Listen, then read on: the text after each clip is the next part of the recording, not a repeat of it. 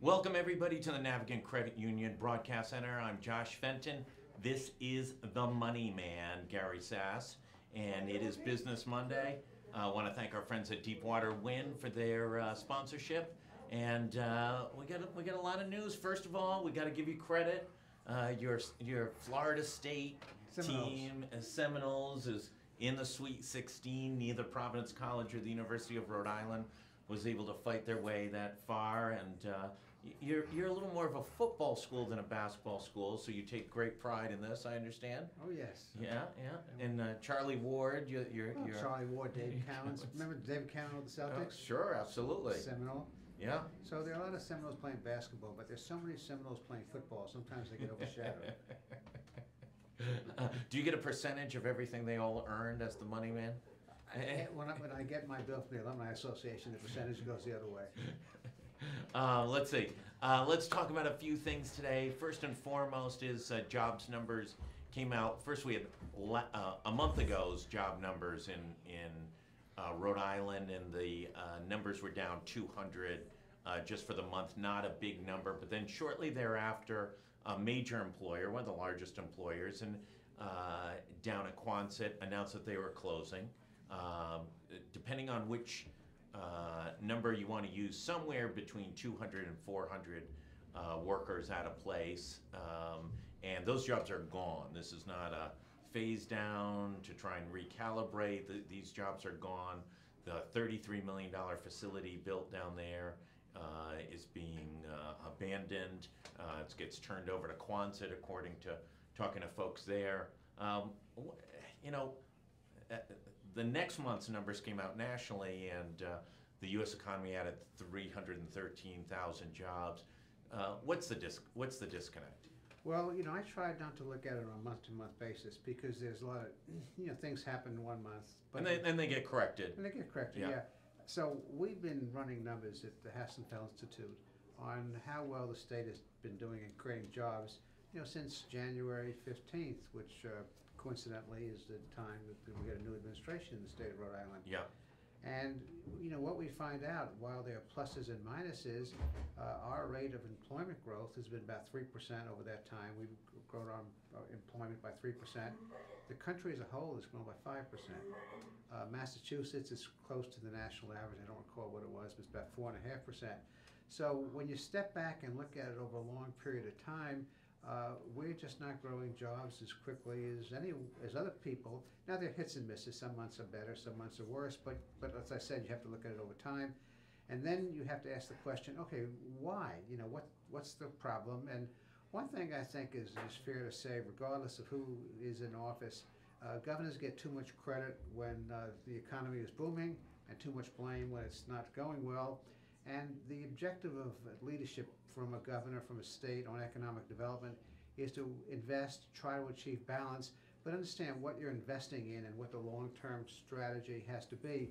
And so there are a couple of things that I think are creating this problem for the state, and not all the fault of the political system. A lot of the job growth and economic performance is baked into the cake. And we'll just talk about this. Our demographics. We will have more people in the state of Rhode Island in the year 2005. We had about 1.06 million. Then we're going to have about the same number in 2040. But there's almost no employment. It's really remarkable, isn't it? I mean, that the state is so stagnant. There's almost not a state in the country that's as stagnant as we are. Well, it's not in the stagnation, because you'd have minuses, Governor, and you could not turn things to gold unless you're growing people. But it's not only that we're not growing people. If you look inside those numbers, we're getting grayer. Yeah. A larger percentage of our population is not working age. There are people over 65. Our working age population is declining. Our labor force growth is slow compared to the rest of the country. So there's really a demographic challenge built in, and so the issue becomes, what can government do to reverse that demographic challenge? We're also, in some ways, becoming poorer and not taking on the policy challenges to change that. Education is a great example. If you look at education, the legacy of failing urban schools, continues. And with all the lip service and with the additional investment we're making in and really bringing in some good people, I think Providence has better leadership now than they've had for some time in running their schools. You look, only 44% of whites are proficient in English language arts, compared to half of that, 22% for African Americans and Hispanics. The same is true in math. 40% of the whites are proficient, which is not a number to write home about, Yeah. but it's 16% for African Americans and Hispanics. And you can't. And you've got some major high schools in Providence that are in the single digits for proficiency. Single digits, less than 10%. And on the other hand, you have some schools in Providence and some of the urban core that are really showing marked improvement. But the point being is you can't have zero population growth, or roughly zero population growth. The population churning you have is reducing the size of the workforce and having more elderly people, and then the people who are going to be your future workforce who live in urban areas, because Providence County is growing as well, maybe not as quickly as Washington County, but it's growing pretty quickly compared to some of the other counties, have failing schools, have kids on average in those schools, and these are mostly minority schools, who have 16, 17% proficiency in math, 22% proficiency in English. You can't build an economy around those numbers. Let's go back to a key thing you said. Governors don't deserve the blame and don't deserve as much blame. As much blame and as much credit maybe as they. But Governor Chafee, when he had his inaugural address, it was widely panned. Which Governor Chafee? Lincoln Chafee in 2010 gave a speech about the need to pass gay rights, and that in and of itself was a civil rights issue as well as an economic development issue. It was a very different kind of speech. But in 2014, 2015, when Governor Raimondo came in, her speech was about economic growth. So she took that on as her challenge. And I would say, most of the narrative that comes out of that office is about economic development issues. It seems to be the key focus of what her administration has focused on. It's had a huge investment, a couple $100 million in all the types of incentives that have been invested into. Is it unfair though to hold them? No, because the question you're asking is really a cost-benefit question. Sure. And so for the amount of attention and the amount of money that we're spending on economic development, are we getting a decent return on investment? And that's the political question that you can hold any governor accountable for. In North Carolina, when governor and dreamed of the Research Triangle, for years they had 15, 20,000 people working in it. Right. But it took off eventually, and it's been a great boom to the state. So you got to be careful not to judge the investment premature, because these things take time. But what you look at this administration, it's not tens of millions, it's hundreds of millions of dollars that we're investing in economic development. And I've argued, and people can disagree and certainly respect that disagreement, that a disproportionate amount of the investment is company specific, not structural. So when you're putting taxpayer money or giving subsidies or giving tax write-offs for people who build apartment houses and hotels, it's hard to see how that translates into making the kind of structural changes in the economy that you need to make. In education, this administration and this Board of Education have well understand the problem. They've dealt with English as a second language. They've dealt with getting computers into schools. Those are the right issues. They've dealt with articulation between high school and between colleges. But when you step back, you get hit in the face by two things. Where's the focus? Are any of these programs being supported at scale? But let me play devil's advocate for a moment. This governor says, hey, listen, I'm going to invest in some of the best companies in the world. Johnson & Johnson. When she invested in GE, it was considered one of the best companies in the world. I hope she didn't buy much of their stock. It's down a bit. It is down to about $14, $13 a share with the markets repelling today. Infosys, whatever you think of Infosys, but a slew of companies that, and maybe the bet was, hey, listen, we're going to invest in a group of companies, and there's a good chance one of them will really sink their roots into Rhode Island and go from being 50 to 100 jobs or 100 to 200 jobs. It might be a 2,000 or a 5,000 job company. And, is that a wrong strategy, or is that, because previous governors have said, you know, the jewelry district, it was going to be this and that, and it never was. 195, and in fairness to her, 195 has been a 20-year project without a single tenant until this deal with Wexford, whatever you think of the deal with Wexford. But there's been nothing there since that project began 20 years ago. So is she completely wrong in that, or should it have been, listen, we're here, our workforce is not trained well enough, we need to have taken that $200 million and put it into schools? It's all of the above. The question is, in public policy, is how do you split the pie up? There's balance. And it would seem to me that we, as I said a minute ago, we put a disproportionate amount of the money into tax incentives, corporate welfare, if I can use that term, while recognizing the other problems, but I think not investing enough in those other programs. So it's never a black and white issue. Every state has tax incentives. We're going to use tax incentives. But tax incentives for 4 or 5 hotels, tax incentives to have cranes, I call them political cranes in the sky, to build apartment houses, that is really the question. Would the money better have been spent in investing in infrastructure or schools, or making government more effective, or making, if government can spend making smart cities and turning innovation around much quicker than we do. Those are the kinds of questions where the administration, recognizes the need, makes some initial investment, but it's never at scale. And I argue that we should use tax incentives. Some tax incentives have been very wisely used. I think the qualified jobs credit is a good example of a helpful tax credit. Yeah. But some of the Rebuild Rhode Island and some of the others are competing, with monies that might be better off making structural change. And structural change doesn't have to come in terms of increased spending. What can we do to reduce the cost of doing business? What can we do looking out of your studio here in Providence at 4 o'clock on a Monday afternoon and not saying much? Nope. One easy answer, expensive, is what if you got rid of the tangible tax on personal property? That cost a lot of money, have to be phased in over a period of time like we did in getting rid of the inventory tax. But that would be an investment in small business that every small business and medium-sized business benefited from, tomorrow. And by the... Let's talk about this for a second. Clearly, based on the public polling that's come out, whether it was the polling we did or polling you've done or polling by others, that the governor's strategy on economic development has not captured the public's approval at a particularly high rate.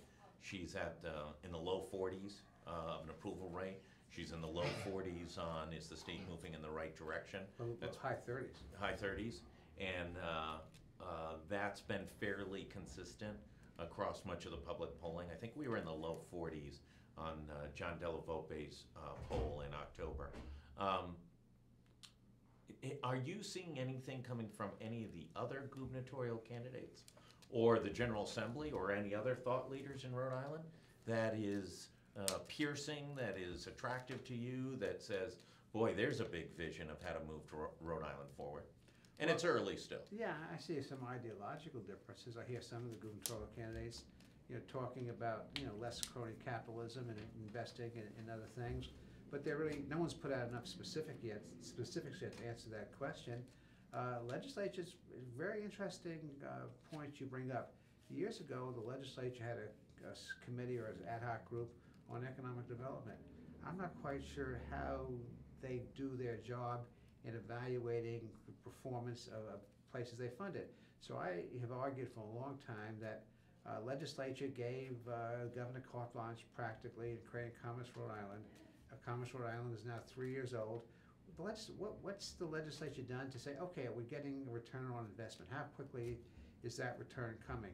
Who is doing a mega performance audit? So, I think the legislature, it's not the governor, it's the legislature, it's the governor, it's the leadership, really gets stuck in a kind of rut. This is going to be our economic development policy, and it produces some good, produces some things that may need a course correction, and you don't hear much about the course correction. Memory seems to be short sometimes. Yeah. Should the legislature have a standing committee on economic development? Are we at a point now where that's really the kind of dialogue that should be, and should it be more of a co-equal branch of government? It seems to be, hey, listen, if it's not a home run, we're gonna look at it at budget time, but there's not a lot else as it relates to oversight. Well, We kind of use only House oversight, there's no Senate oversight committee, only House oversight when things completely go off the rail, DCYF and things like that. Well, I think you have to define what the legislative responsibility is. I have great trepidation of having the legislature get too involved and then be making deals with their buddies for, tax incentives and different kinds of projects. So I think that's an executive responsibility. We've created semi-quasi-public agencies to handle that. You do want to depoliticize that to some extent, but there's an area where they are dropping the ball, and this is what their responsibility is oversight. Their responsibility is policy and direction. So short of getting involved in deal making, which yeah, and I'm not suggesting deal making, but I'm saying on a regular basis, Oh, yeah. not in a only when the project doesn't work for 3 years. That every year, or even more often than every year, that there's a real analysis and an audit of rebuild Rhode Island dollars, or Absolutely. these dollars, or those dollars, and even, yes, of course. and look at an ROI. Of course, and you need to staff that committee up. You need to have professional competence to do the evaluation. When a group like Commerce Rhode Island comes in and said, we want to rebuild Rhode Island, the question the legislature should be asked, okay, fine, we're going to give you $50 million, they give you authority for $50 million or whatever the number is Sure. in tax credits. What percentage is for manufacturing? What percentage is for construction?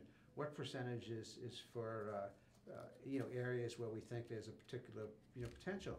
And that's where they are dropping the ball, because instead of having some targets up front, some meaningful goals and metrics, you don't have these meaningful goals and metrics. So all the deals get thrown together. Some are good deals, some are bad deals. But isn't that the nature of deals? If you go and look at a private equity group or a venture capital group. It's the nature of a deal within a cohort. So if you felt that you needed to invest X in manufacturing, you might have good deals or bad deals in manufacturing. Well, let's just go to GE. GE was about 2 years ago when they announced they were leaving Connecticut.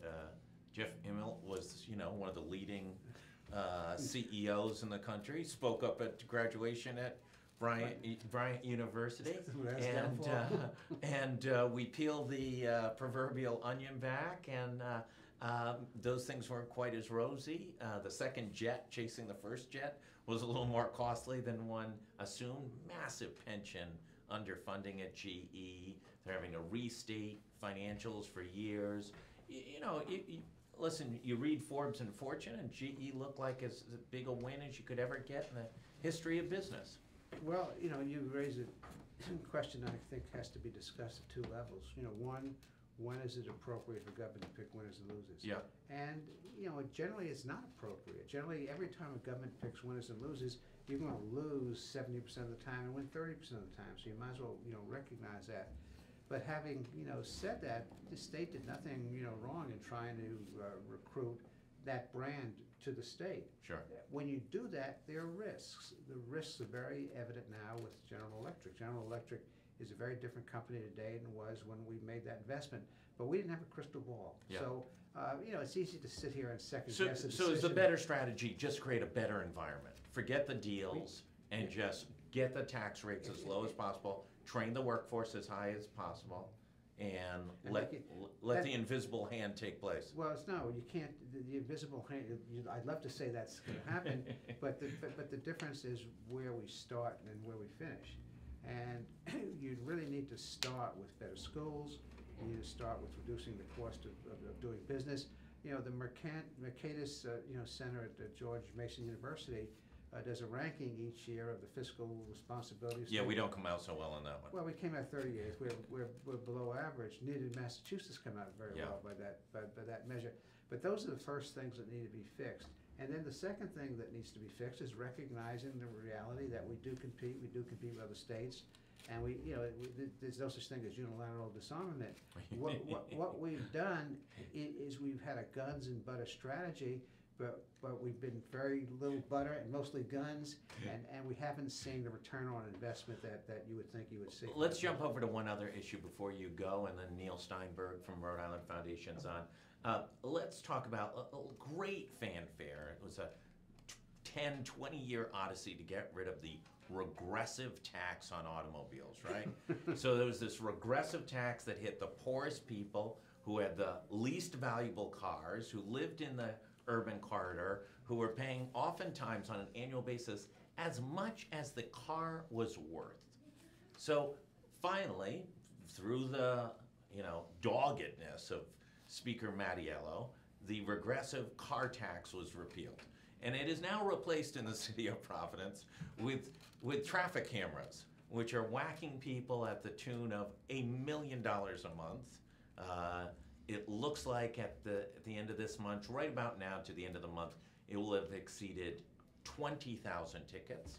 5 more cameras were turned on this weekend, and the young mayor of Providence, Jorge Elorza, says upward and onward, this is great public policy.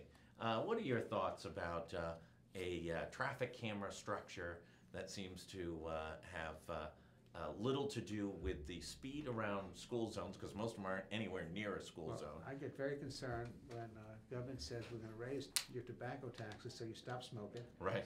And we're going to increase, fines, motor vehicle fines for safety. So they've really mixed up, whether this is for safety or whether this is to raise revenue, and that's very unsettling. The second issue, and this is the problem of technology, there has to be common sense in the application.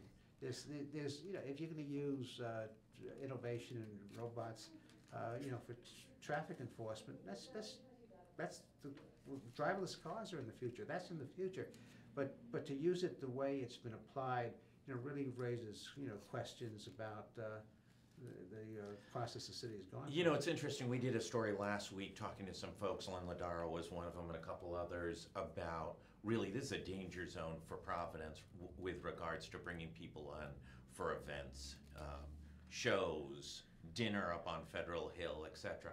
Because the person who lives out in Coventry or East Greenwich or Cumberland says, I don't know where these cameras are. I don't want any part of a $95 20-mile. There's one up the street from. Drive 20 miles an hour. This is nowhere near school. It's not within. It's within a quarter mile of a school. That's a long way. 20 miles an hour. You may get killed from the car behind you more than you are as a danger. I got to tell you a Tennessee story about that. I used to live in a town called Smyrna, Tennessee. Smyrna was outside of Smyrna. Smyrna. Like Smyrna. In Syria, they probably pronounce it differently. But and we had almost no taxes because anyone that went, this is before the interstates, anybody that went from Chicago to Florida had to come through Smyrna. Right. And our mayor, who happened to be the adjutant to George Patton during World War II, we had speed traps, and they were used for that reason. And so Smyrna didn't develop as quickly as we'd elected it to develop. There's the public policy issue is pretty clear. Perceptions are important. Yeah. But also the parking meters are important. Do people not shop on Thayer Street anymore? Because lots of vacancies. Folks up at Federal Hill say it's a huge problem. And who's benefiting? You can't get a restaurant space in Main Street in East Greenwich. That Main Street in East Greenwich used to be void of restaurants not too long ago, virtually. And now it's one of the biggest hotbeds. And those in the know say it's directly tied to people saying, I don't want to deal with the hassle of going into Providence. Parking meters, traffic cameras. There's always going to be crime in an inner city. I think people understand that. The point you're getting to about the robots and technology and traffic enforcement is somebody in City Hall needs to connect the dots. Yeah. And that's not to say there's not a place, for it, but you've got to connect the dots and understand the unintended consequences. And apparently no one in City Hall really thought very long. Well, Kobe Dennis was on, who's a candidate for mayor, and he said, listen, it was never tested in one location. All of a sudden there were 6 of them. They run way beyond what the school zone time periods are. They run till 8 o'clock at night. They run all day on Saturday. There's no correlation between what they claim to be being used for and accordingly. And five, as I understand it, 5 Providence police officers have been taken off the street. The ultimate irony, been taken off the street to process the tickets. And this is not exactly a well-staffed police force in Providence. I know you've got to go. I know Neil needs to get on. We're going to be back in 1 second. I want to thank the money man, Gary Sass, for being on Business Monday, and we'll be right back.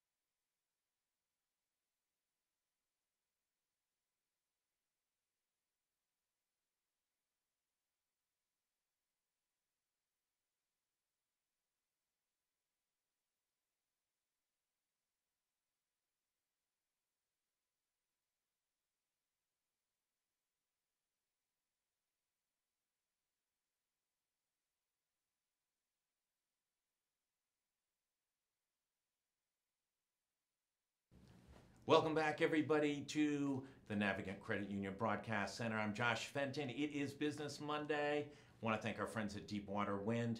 Neil Steinberg, Grand Poobah. Is that the official title at the Rhode Island Foundation? Chairman and CEO. Chairman and CEO. No, not chairman, president and CEO. President and CEO. Grand Poobah, I think, Yeah, was a thanks. Flintstones term. Yes, it was.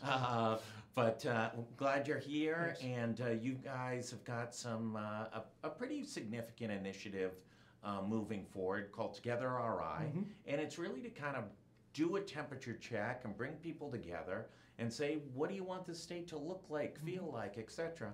We've also, we've obviously been, for the last few years, a little bit of a divisive community. Mm-hmm. No governor seems to win with much more than 40% of the vote. We've always got something to say. So give us a little overview about what Together RI is trying to do. Sure. So we're going to go around the state and give people the opportunity to join us in informal settings to both talk with each other and listen to each other. So a lot of feedback that people get, they're not being heard. And social media is not the same. So, you know, we can banter back and forth on social media and never even run into each other or meet each other. So this is designed to get people back together. One of the quick stories we tell is that if you're sick, it's not your Twitter follower who's going to bring you soup. And if you go on vacation, it's not your Facebook friend who's going to water your flowers. It's the neighbors that we don't seem to see and run into. So we're going to go around the state starting March 21st through May 5th. Schools, senior centers, community centers. In the evenings, Tuesday, Wednesday, Thursday, 6 to 7:30. Few Saturday mornings, have a meal. So we'll invite people to join us. It's going to be tables of 10. It's not going to be town hall. Okay. So nobody gets to take the mic and go off for 15 minutes. And we're just going to ask people in their tables of 10 to talk about 3 things will be the starter questions. One is, what are the strengths of Rhode Island? What are the opportunities in Rhode Island? And then what are the challenges in your community? We'll record those. We have a quick survey we'll ask people to fill out on the way out. And we're working with URI, who will compile all this information. And going around to 20 locations all across the state, we hope to get a feel for what's on people's minds and let them meet new people, talk with each other, and bring back both civic and civil dialogue. Let's go to the important things first. What are we going to have to eat? So that was the first question. Yeah, that's everybody's. This is Absolutely. Rhode Island. It's You Rhode know, Island. are we talking capriccios coming in, Al Forno? What exactly are we? No, we can give you directions to those places, but what we're gonna have is probably pasta, meatballs, chicken, salad, probably some dessert, and, you know, just make it very friendly. What we envision is A little like a May breakfast. a May breakfast, or in fact, your kitchen table. If we Yeah. were sitting there and 10 of us and you have a big family, it's your kitchen table. It'll be family style. You know, people will see people and say, gee, how about those Red Sox? Or I think I know your I uncle. always get on the big family dinners stuck doing the dishes. Well, if I participate, I will can that take guarantee place? you won't need to do the dishes. We'll clean up at the end. We have a caterer that's doing that in our staff. This is not the first time that I think the governor did it with certain communities. I think a few years ago, you guys pulled together some different thought leaders. How do you get this not to be self-selecting?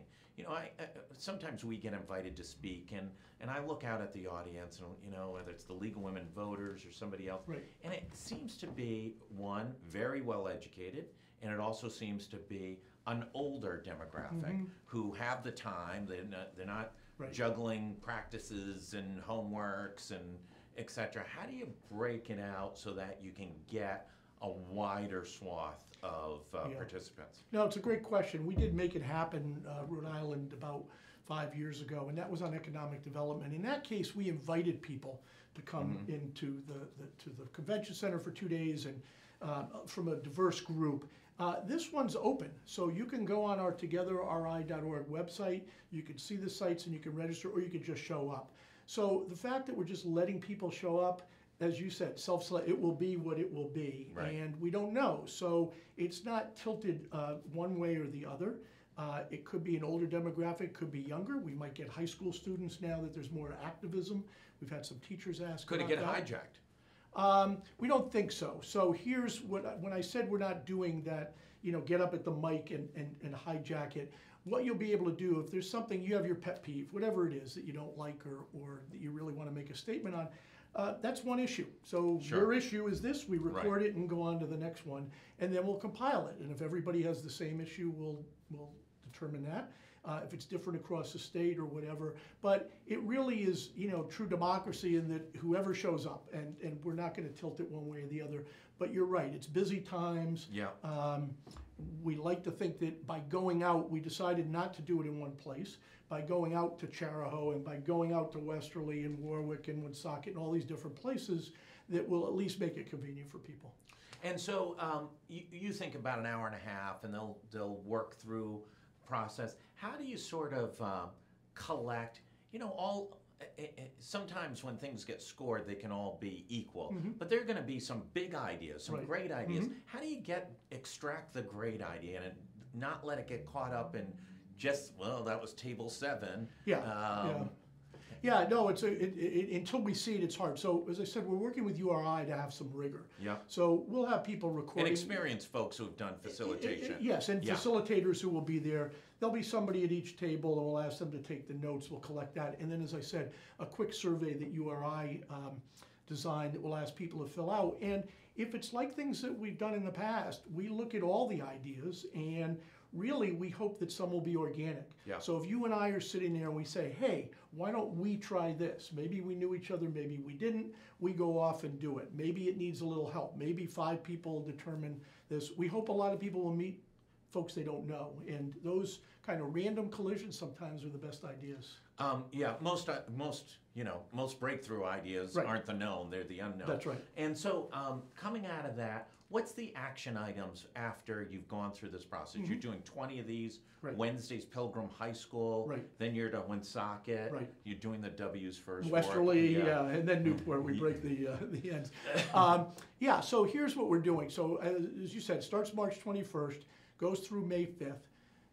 We have an annual meeting on May 24th. At that time, we're gonna roll out what the top line results are. So Sure. maybe Southern Rhode Island and Northern Rhode Island had different issues. Maybe they all had the same. After that, because it will take a little time, URI will do some deep dives. And what we've promised to do is very transparently put the information out. We will make sure elected officials see the information. We'll make sure that the media, hopefully come back here and we can talk about what some of the top line ideas, and at least give voice to the people that want to be heard. So how do you break out of, and I'm not saying that the governor's wrong, but, we have this discussion, it's usually Gary, a CEO, and Saul Kaplan comes in, and I don't know if the governor's right in the long run, but I know she had some facilitation on economic development when she got elected. You had done it a couple of years ago. I don't remember a lot of discussion. And listen, GE or Johnson & Johnson or Wexford, one of these things may turn into the greatest economic engine in Rhode Island history, may challenge CVS and Hasbro for being a major employer. But I don't think at any of those facilitations, the big idea was let's give tax breaks to out-of-state companies. How do you make sure that these things start to influence the public policy?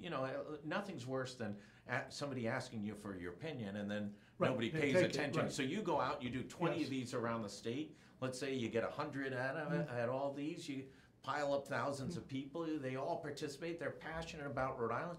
They want to make Rhode Island better. You come back with the recommendations, and the next governor, or whoever the policy, the legislature, don't really jump on it and take some action on it. Yeah, always a challenge. So we talked beforehand and briefed the governor, the speaker, the Senate president. Yep. They know that we're doing this. Hopefully they or their staffs will participate, and we'll bring the information back to them. No guarantees. So we'll see how this works as far as getting heard. But we also have found in the past that many of the projects, many of the ideas are organic enough, you don't need government permission to do everything. Right, So absolutely. when we did make it happen, MedMates was created for the medical technology folks, and the Buy Local initiative got reinvigorated. A lot of things that didn't need either funding or permission from state government, and in the long run, those are the things that sometimes have legs. And then are those things getting benchmarked and measured and on? Yeah, so we know what we're still funding and what we're still supporting. The other thing that we were involved in, as you may remember, is the Brookings study that was done. And so while everything in the Brookings study didn't get implemented, a lot of things that are getting implemented, the Innovation Center, Partnership for Rhode Island, and some of the other things did come out of that grounding that Brookings did and looked across. So it's a lot of things. There's no, as you said, there's no silver bullet. There's no one answer that we're going to hear that's going to be the magic. But we hope it's a small business state. It's an individual state. It's a very geographically centered, diverse state. We want that diversity of opinion and that diversity of thought to come through. And it really is. You and I have had this discussion offline. It really is a small business state. Correct. I mean, I was just looking at numbers this weekend. There's 90,000. According to SBA, it's really about 40 to 50,000. And 30 of that 40 to 50, 32,000 of them have multiple employees. Right. And and it looks like about half of that has more than 20. This is this is where Rhode Island. Right. And it's also the stability. Listen, we love Hasbro, and Hasbro may consolidate in downtown Providence, but they also get swept away to Boston. CVS just made the big merger, but if it had been the other way, K Saran, we just saw it down at Quonset with the loss of 300 or 400, significant jobs down there. How do we really, we have small business people on here regularly. Kate has them. They all say the same thing. Government doesn't care about them. The programs aren't built for them. There are some programs built for them. How do we do a better job getting that message out? Yeah, so that's an important factor because we're always going to be a small business state. Always. We have some of the giants, and what's interesting is I've been around a long time, so I remember when CVS was consumer value stores that were small, and Hasselhoff Brothers became Hasbro, and G-Tech was gaming technologies over Capriccios. So it is possible that some of these small businesses can grow, but it doesn't always happen. The preponderance are ones where families are rooted here. That's where your civic fabric is. We've been doing a lot of work at the Rhode Island Foundation looking at what supports this, what organizations, what resources are here to support. The growing, emerging businesses are businesses of color. So you have Latino businesses are the fastest growing. We need to embrace all of these. And whatever the stats are that you were walking through, if each one of those small businesses, even that have over 20, added one employee, the multiplier is spectacular. And so we need to double down, invest in, see what they need, help them grow. Let's talk about, sometimes the foundation, if we get Mike Stenhouse on here, he's geez, the foundation, they're too partisan one way or too ideological another. How do we bridge that gap? Because I listen to both of you and I don't hear a tremendous difference in what you're both saying. But when he comes on, and he's a regular guest every month or two, he's passionate about, listen, those guys have got to be fairer in how they approach things. How do we break down some of those ideological things? You mentioned social media. It's a huge distribution channel for us, but no one has ever won a Facebook debate. No one. Right. In the history of the world. Right. How do we heal some of those wounds? Well, it goes right back to what we're trying to do at Together Rhode Island. So to be honest with you, when we're distributing and trying to get people out, I sent Mike an email and said, hey, hope you'll join us. Mike and I had lunch a year ago. So there's political, there's sociological, there's philosophical differences, but we all want a better Rhode Island. Yeah, if he and I were both standing here, we'd both say, now maybe we go at it a little differently, but remember, the foundation is a funder, so we're funding nonprofits throughout the state. Education's one of our top priorities, healthcare, economic security, we fund the arts and the environment. So we're pretty broad. And we're funding in just a lot of different social areas. He's a little more narrowly focused, but again, if we were both standing here, we're still here. He's here and we're here. Absolutely. We both want a better Rhode Island. Are we, is this, listen, we're going to have a governor's race this year, which is looking like we're going to have as many as 5 or 6 different semi-viable candidates in forget the primaries, in the general election. Do you think we need to have a runoff? Because what happens, in my estimation, at least the last few cycles, is we get these governors who get elected with 41, 42%. They have no mandate. And, maybe Bruce Sunland could pull it off because it wouldn't matter if he won with 12% of the vote or he would act like he won with 90% of the vote. But that force of will, force of personality is rare. Yeah. These poor governors get elected, sneak through with 40, 42%, and it's hard to build a lot of momentum for them. Do you think that is one of the challenges that we've had over the last, it's a decade now? Yeah, I don't know. We're fairly apolitical, and logic tells you, sure, you'd like to have a mandate. I don't know enough about the other states where they have runoffs or not. Our position is we work with whoever's in the office. Yeah. That's what we're going to be here. We've been here 101 years. We're going to be here at least 102. At least 102, and counting. Yeah, that's right. Whether it's the Speaker, the Senate President, our local reps, the governor, senators, and congressmen, we're going to deal with and work with whoever's there, whatever party they are. So, yeah, logic tells you it would be a little easier probably for them. But I don't know enough about how it works on runoffs in the other states. You're seeing some tremendous growth financially. The stock market's up 40% in the last 16, 18 months. It's one of the biggest runs in the history of investment strategies. Are you worried that there's a little, these things don't run forever? How do you build your strategies to make sure that, in how you're providing funding to the most needy organizations in the state that are trying to do the best work? So what we do is we're very conservative, different than individual investors that go online 5 times a day and live and die. We're long-term investors. You're not online traders. We're not online traders. No, we're the complete opposite of that. What percentage of the portfolio is in bitcoins? Yeah, none. None is in Bitcoin. And probably won't be while this old banker's still running the joint. But, we're built for the long term. So we look at a 10-year, 15, 20-year horizon. So last year we had a great result, 17.4%, but we're 8% over 25 years. Yeah, right. So that's ups and downs. When we calculate how we do our grants, our endowment's over $900 million now, so it's been built up over many years. We still raise money. Yeah. So last year we raised $38 million, so we gave out $43 million. But even when we do the calculations, we do it over a 4-year average. So when it spikes high or spikes low, the community doesn't see big changes in the amount that we give out. Our responsibility, our focus is to support the community financially. The more money we raise, the more money that we can earn on investments, the more good we can do in the community. Let's go back to Together RI just for 1 sec. Tell me what's the best scenario for you and Rhode Island Foundation coming out of this. What would you love to see? On May 6th, you finish on the 5th, is it? On May 6th, and you're sitting around the table, looking at what took place, what would be a great scenario for that? So the first thing would be participation. We Yeah. hope people will come out. Again, it's very informal. You could sign up beforehand. You don't have to sign up. So the first thing would be proof of concept. So Yeah. do people really want the opportunity? Will they take advantage of it? Early returns on RSVPs say yes, but we'll see. So participation would be first.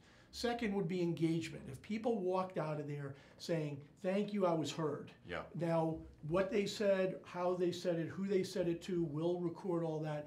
But we really want people to not walk away and say, oh, I didn't get to say what I wanted to say. We want everybody to have the opportunity.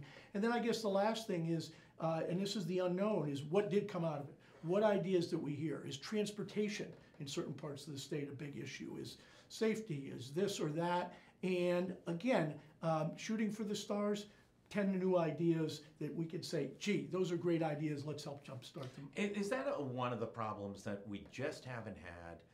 And I would challenge, many of the governors going back. I'd honestly say going back to Bruce Sunland is probably the last governor who said, we're going to do big things and we're going to do it. And it really didn't, he never cared about public opinion. Right. I mean, I worked at RDW at the time. The airport, when it was first proposed, was at 12%. Right. I think the mall was at 22%, and he just didn't care. He thought, listen, big projects reshape the state. They put people to work in the short term, and they're both kind of the projects that even after the development and the construction employment, there would be long-term jobs. Is that one of the things? And is it, listen, it's just hard to do those things because there's so many people complaining and they have so many apparatuses to complain. Yeah, I think, there's two extremes. One is the big idea. Yeah. What's that big honking thing that we can all get behind or not, that somebody has the courage to champion. And then there's the other end, which is a whole lot of grassroots. And we've seen grassroots these days become more popular and more effective. If the right people get together to do something, they can move mountains.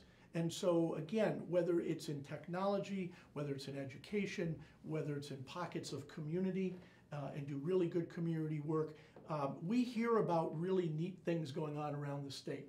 And we try and publicize and support and invest in positive things around the state. It's hard to find that one big one because no risk, no reward, and sometimes the big ones don't work. But we do need some game changers. And also, do we kind of beat up our good ideas? Yes. As an entrepreneur who started an idea, and I'll say this straight out, when I came up with the idea of this, most of my closest friends and colleagues were not wonderfully positive on this, that you're going to build a news organization that's going to compete with a daily newspaper that has a newsroom of 120 people. Seemed like a long shot 8 years ago. And I see things like, some of our best entrepreneurs will have an announcement, whether it's Deepwater or Alex and Ani or whomever, and the chirpers, the birds go after them. Well, I mean, God bless them. They're putting hundreds, if not thousands, of people to work. Is that just the nature of being New Englanders and being a little curmudgeon-y, or is that just a matter of our psyche that, listen, we need to work on and do a better job with?